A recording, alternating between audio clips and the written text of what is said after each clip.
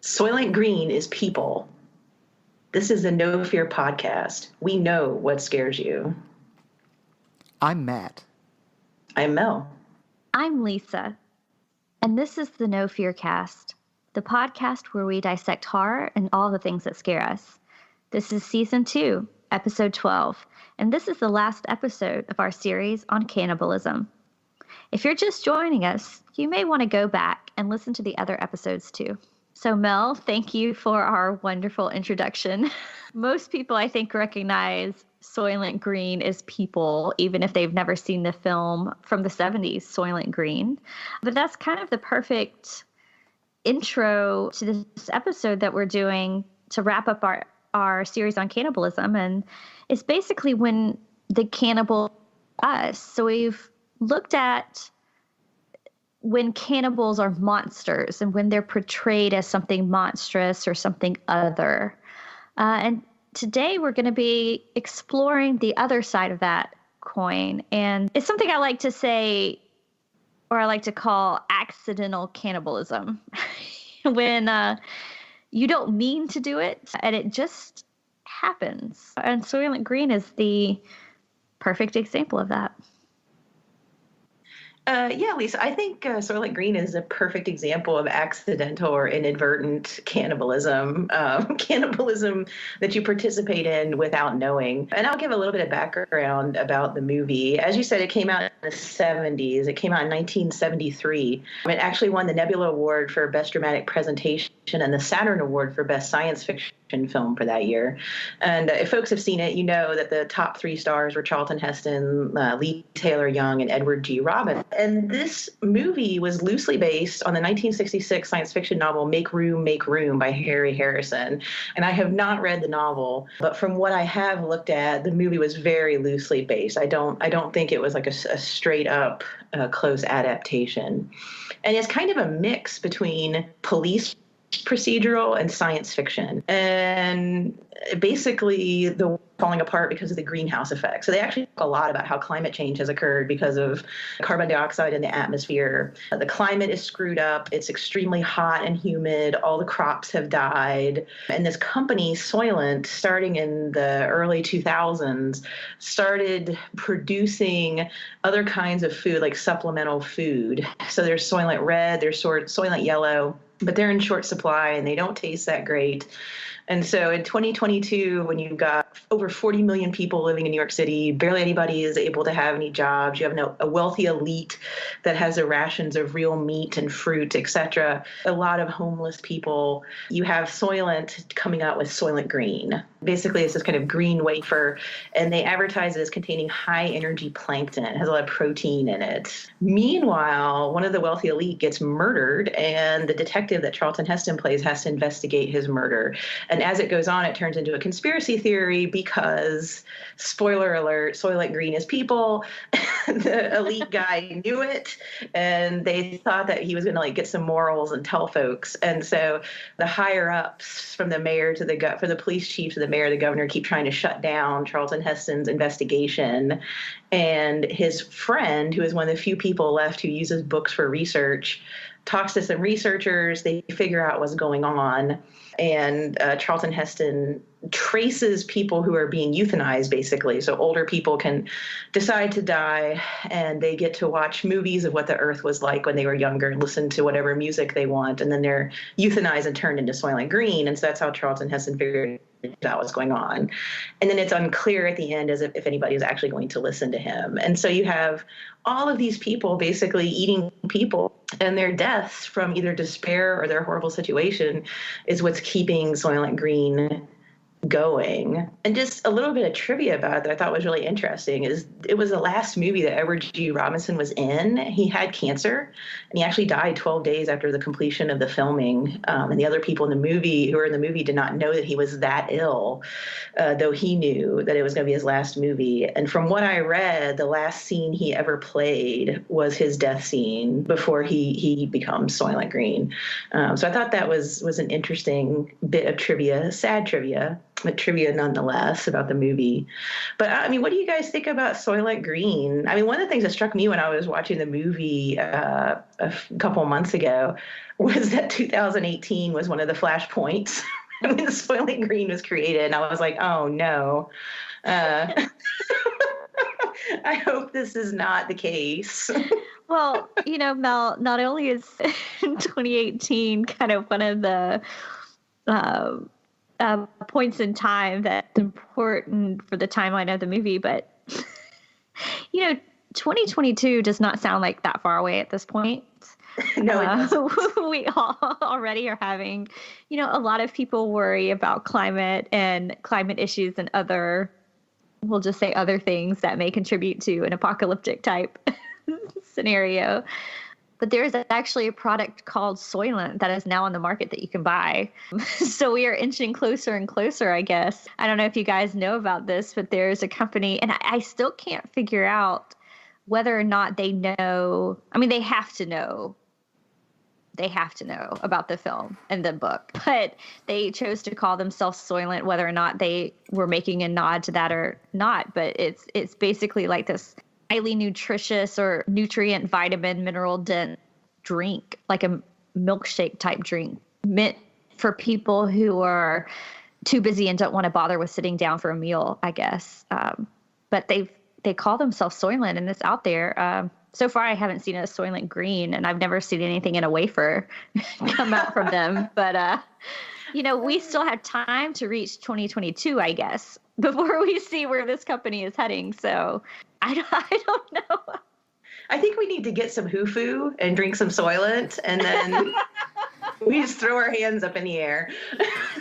Well, I think the thing, too, with these companies is they have to know, because there's also a company that I think just started last year that is working in artificial intelligence, and it's calling itself Cyberdyne Industries, which was famously the name of the company that created artificial intelligence in the Terminator movies. So, I mean, I have to think that the people behind Soylent are doing it with like a nod and a wink towards the movie. Like, if not, it's just such a crazy case of synchronicity. But I don't know. I actually have some friends that have tried it. I should maybe ask them, and we can see what they think about it and if they think that it's made of people.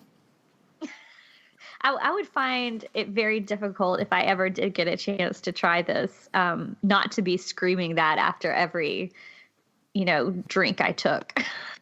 It's like Soylent is people. It is a very, Matt, you bring up a good point. It's especially with like the robotics or really any of these really highly technological advances that we're making and products that are coming out, because there are several that are making these, as you said, kind of a nod and a wink to these horror or sci-fi movies. And I mean, it's almost a strange type of cannibalism in and of itself, this taking over something that we would normally fear and using it for marketing. I don't know. It's a strange trend, and I'm not sure what I think about it. Well, I'm definitely not okay with the Cyberdyne thing, because I don't want artificial intelligence robots killing us all. So, yeah, I totally understand. I mean, I think most people are with you on that, but. Well, it's just a particular one of my like weird phobias that I'm like, no, I just don't want to die to machines. Like we created them. I'm just not cool with it. But at the same time, I love technology, so whatever. So should we talk about some of these other issues of when the cannibals are us? I know you had said, Lisa, that you like the movie Ravenous. Would you like to maybe throw that out there for us? Would I like to? I would absolutely love to. This was a movie that I had really wanted to watch again before we recorded this, and I did not get a chance to. But Ravenous is one of those films. So it came out in 1999, and I would just kind of with Soylent Green, I think it's past the date where we have to worry about spoiling it for people, but I'll try not to spoil too much. It's a crazy movie anyway, so I feel like even if you knew the plot going in, there would still be a lot to enjoy. But it came out in 1999, and it actually is a period piece that takes place, I believe, during the Mexican-American War. And it stars Guy Pearce, among many other people, but he's one of the main ones. And basically, you find some soldiers after the war who are in the mountains. I want to say maybe the Sierra Nevada. And they are warned about the Wendigo myth, or the Wendigo. I'm not sure which pronunciation is correct, but I've heard them both. And I really have a hard time telling you what this movie is about, because it's so,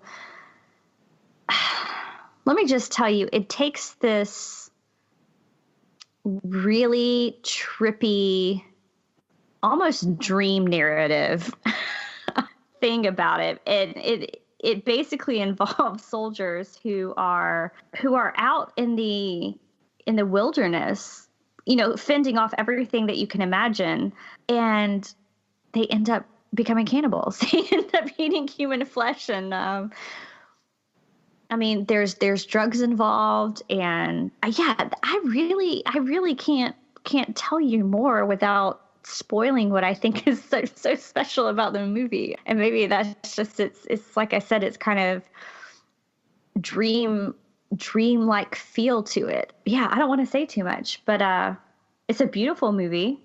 It's something that's very unusual and unique, I think, just given the time period that it's set against, and given the performances of the actors in it, particularly Guy Pearce, who I'm sure you two are familiar with his work, particularly Memento. And maybe this will help give you a little bit of an idea. It's kind of like if you tried to sit down and explain Memento to somebody. It kind of has that frantic, disjointed storytelling aspect to it, if that makes sense. It's very much of its time in that way, except it's set against a war. I don't know. It's crazy. It's crazy. Have you guys not seen it? I haven't. I haven't either. Yeah. So would you say that it falls under accidental cannibalism, or just more empathetic cannibalism?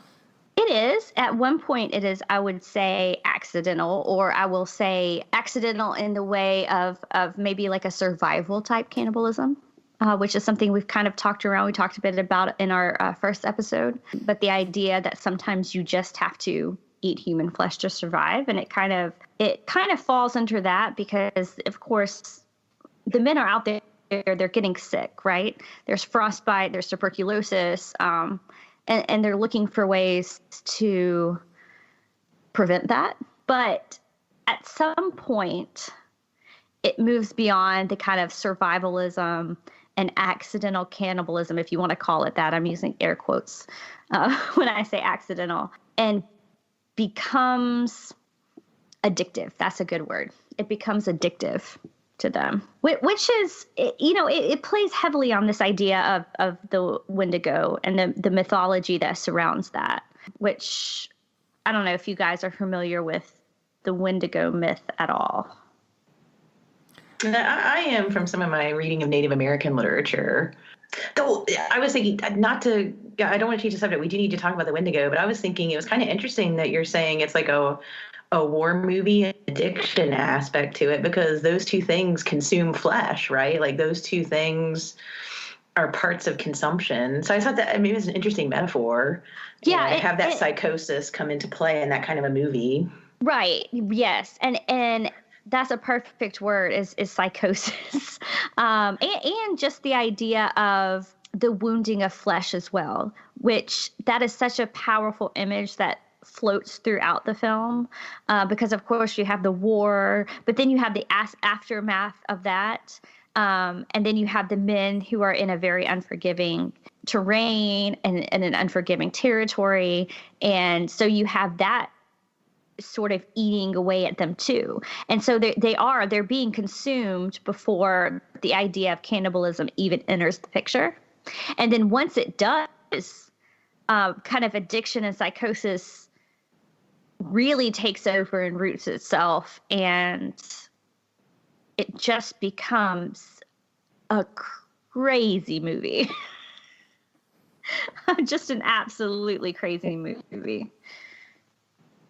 It's interesting that they would use the idea of the Wendigo for that movie because, I mean, the Wendigo is part of, Native American mythology. And it kind of, if you think of stories and myths as dealing with real life situations, a lot of groups in colder parts of the country, I believe it's widespread amongst Algonquin groups. I've read Ojibwe literature that has the Wendigo in it.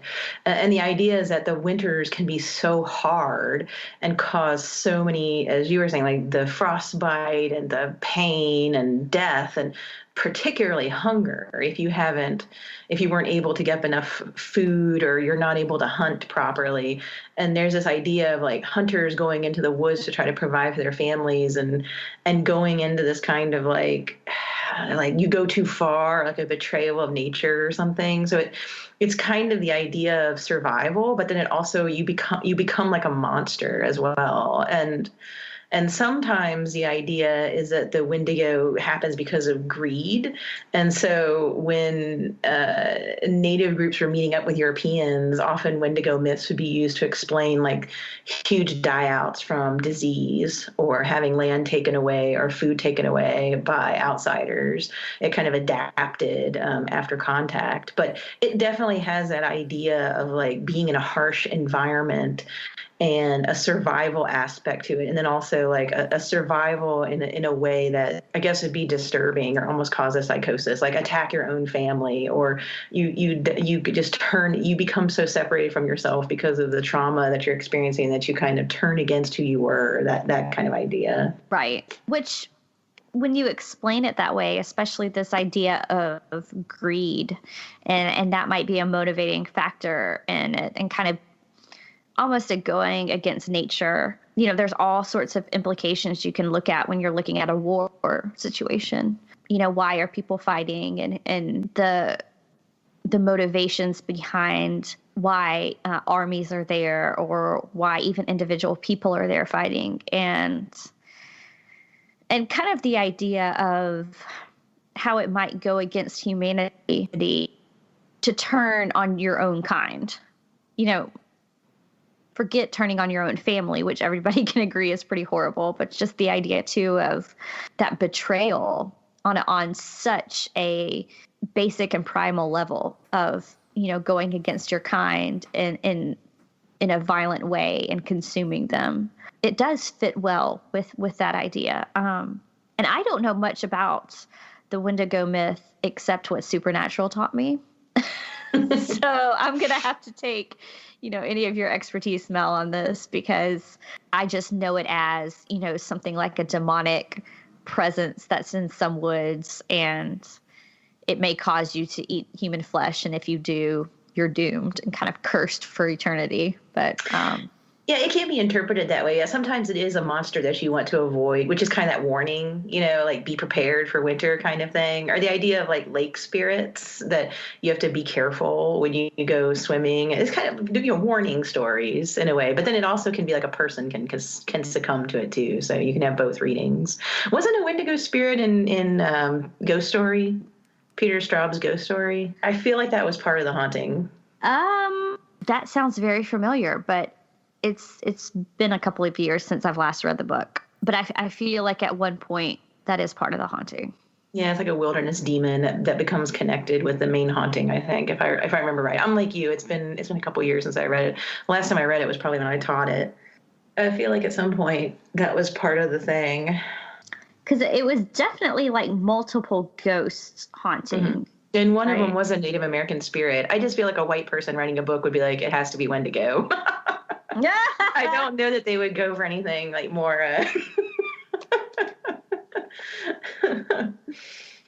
Yeah, because it was like the woman who was the main character. Yeah, but she was also like something else too. Remember, it was like one of those like ancient spirit type things, like because I want to say it kills some people. Like they get off the highway and they go into the woods Yeah, and kill didn't she turn herself into like a lynx or something? something like that. Yeah. Or some sort of creature, but it wasn't like a pure animal. Yeah, I think you're right. I think we could put that under the umbrella of Wendigo.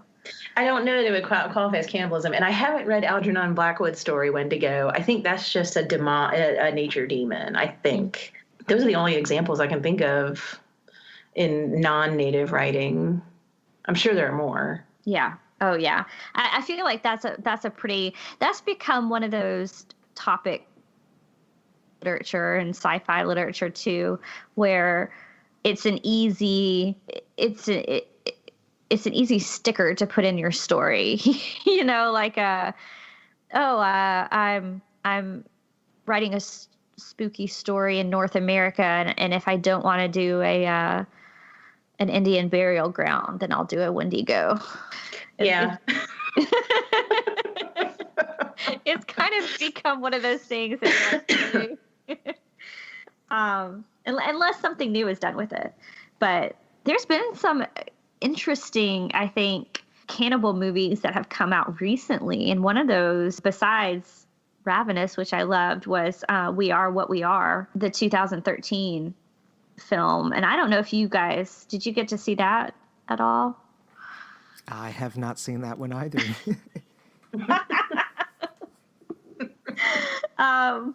Well, I'll just say that this is kind of an interesting one, because we talked a little bit in our last episode about the idea of cannibals tending to be these backwoods, almost like an Appalachian type narrative of, don't go into those woods because there are people who live there who are so uncivilized that they eat people.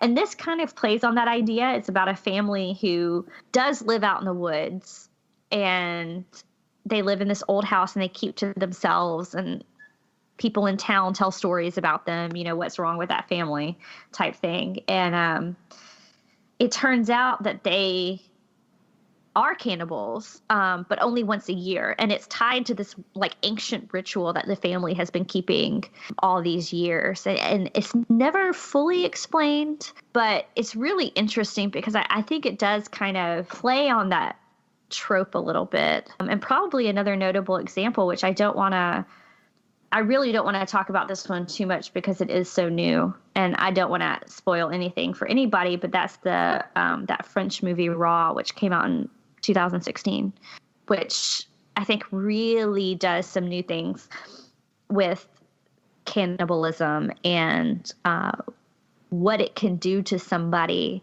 when it was never something they intended to do. So it really takes this idea of accidental cannibalism and turns it on its head.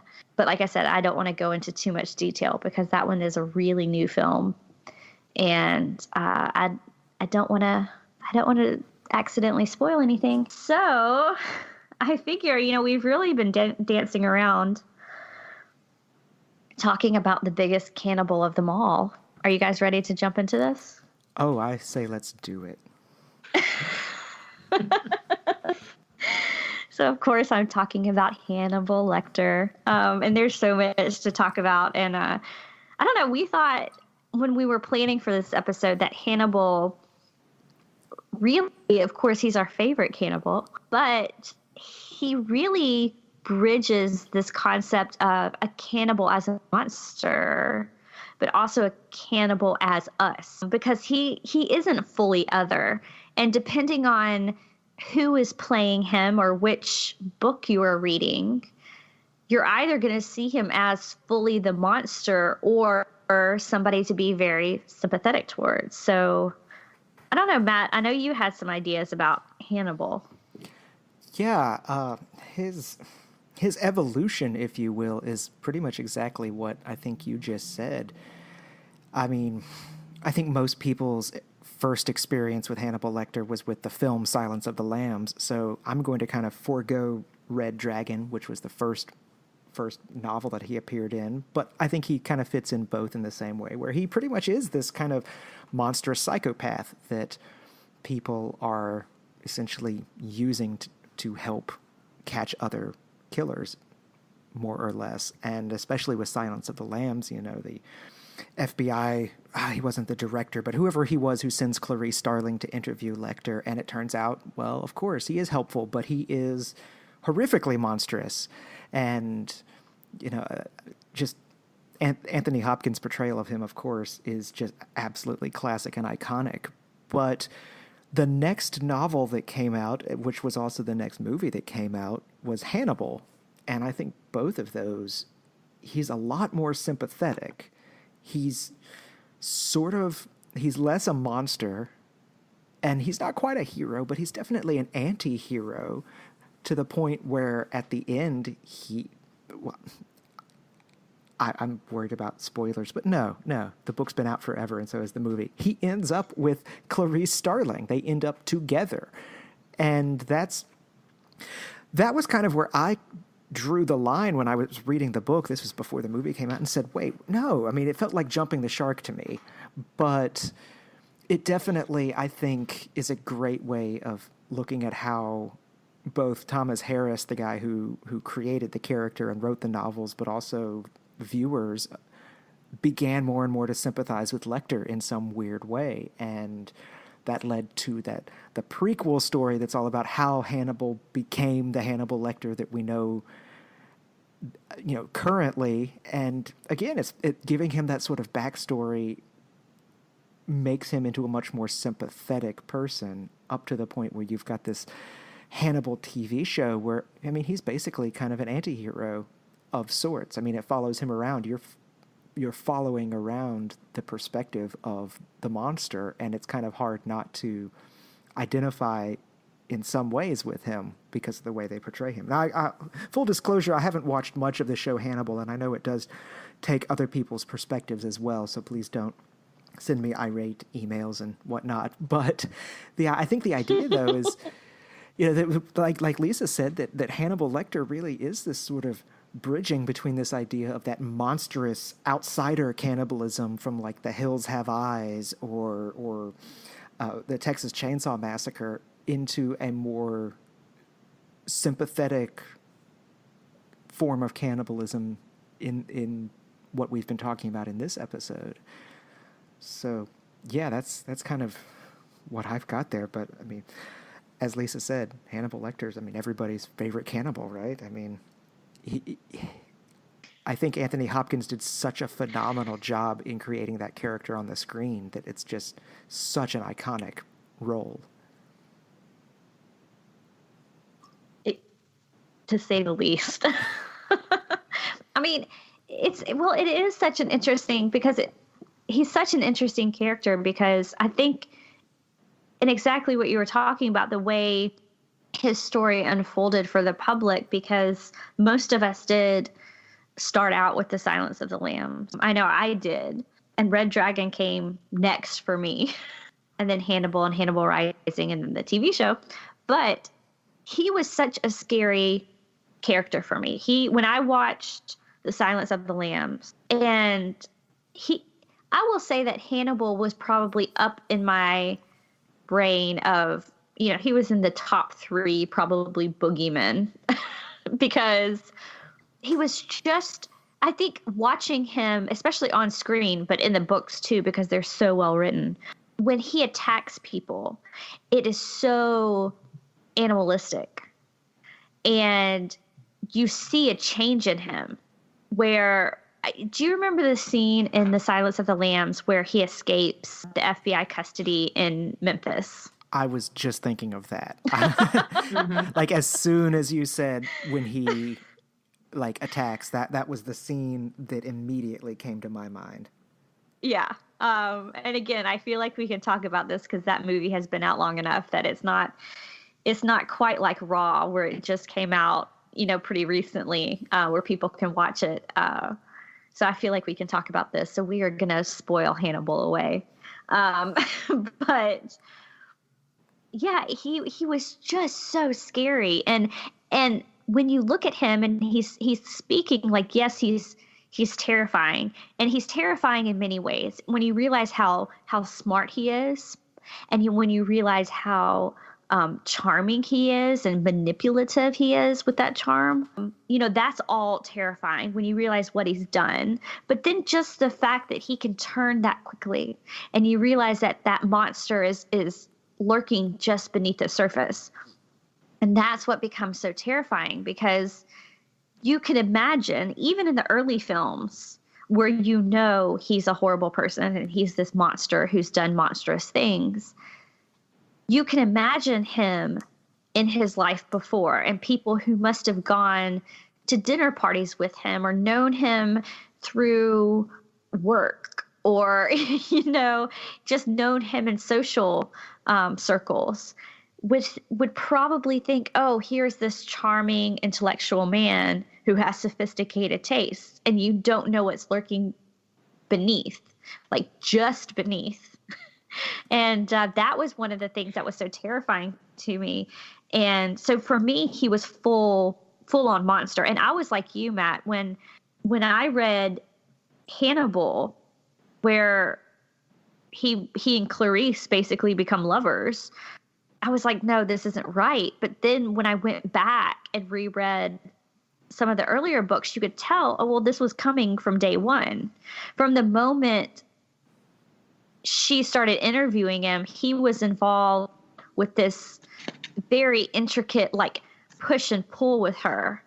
So it did seem inevitable in that way. I think the revulsion was that she was now with this monster. And then by the time Hannibal Rising comes along, I completely flip-flopped.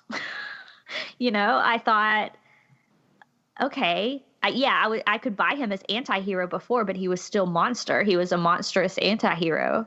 And then you understand why he was the way he was, and the childhood horrors that he endured, that by the time the TV show came around, I will fully admit, and it may be that I had read Hannibal Rising prior to the TV show, so I knew kind of his backstory, and it may be because Mads Mikkelsen played him so well. Yeah, I mean, I was watching the TV show, which I watched the entire run of it. I was rooting for Hannibal nearly the whole time. So, yeah, maybe that says more about my love for Mads Mikkelsen than anything. But I've never done that kind of switch that quickly with a character.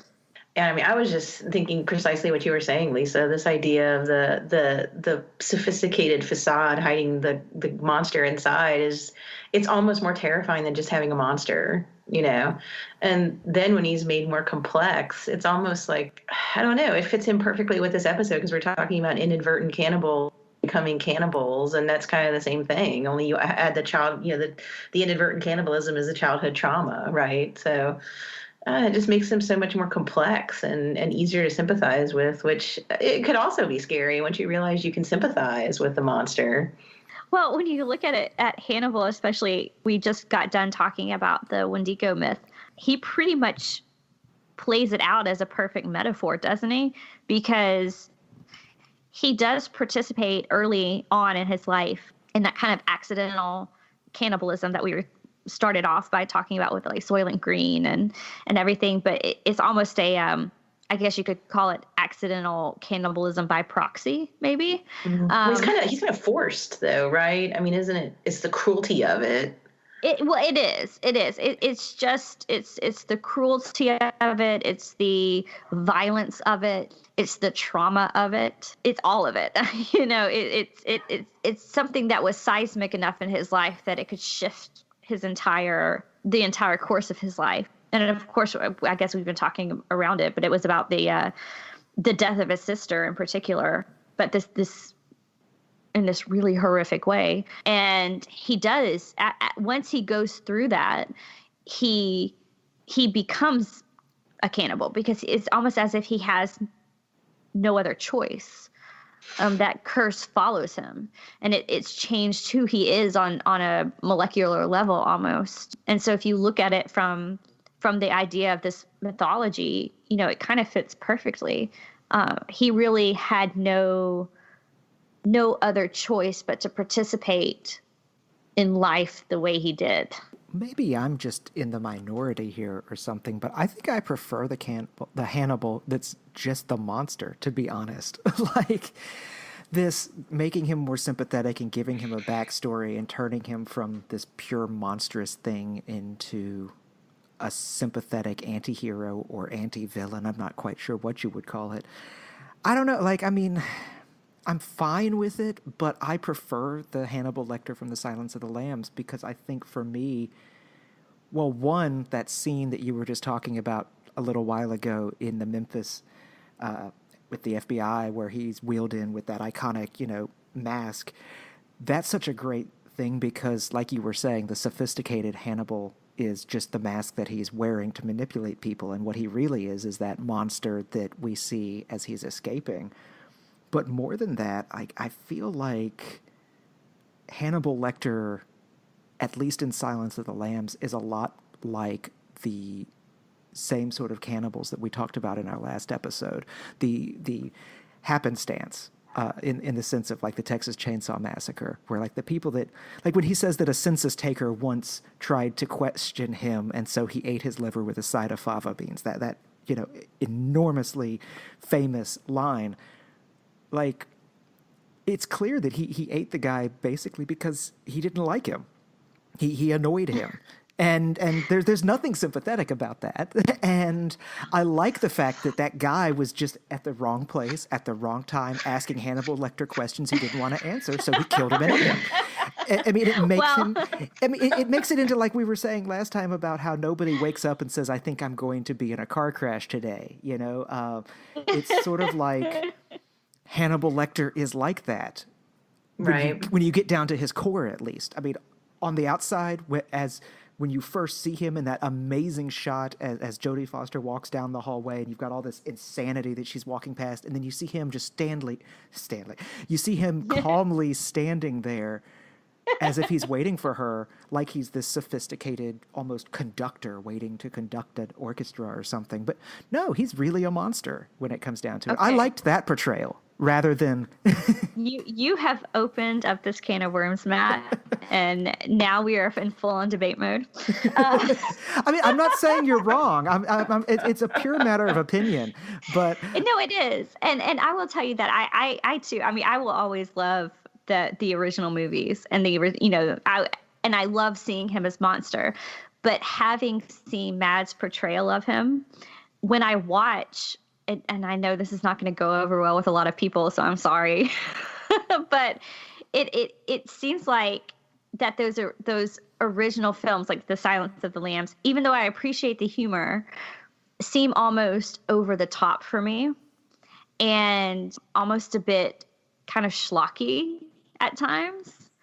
And I don't think that the character that as Mads Mikkelsen portrays him is sympathetic. Maybe that's the wrong word that we're using, because I still think he is monster, and fully so. And I'll explain why, because you have to look at his relationship with Will Graham, who is also a character from Red Dragon on, who is at least, I guess, not in the prequel, but, who is talked about. And he's, of course, the FBI profiler whose job it is to kind of get into the head of these serial killers, right?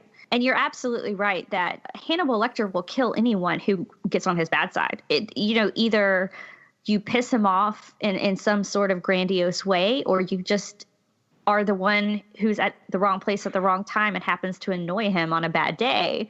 You're still going to get eaten equally. And so I agree with you there that he is monstrous in that.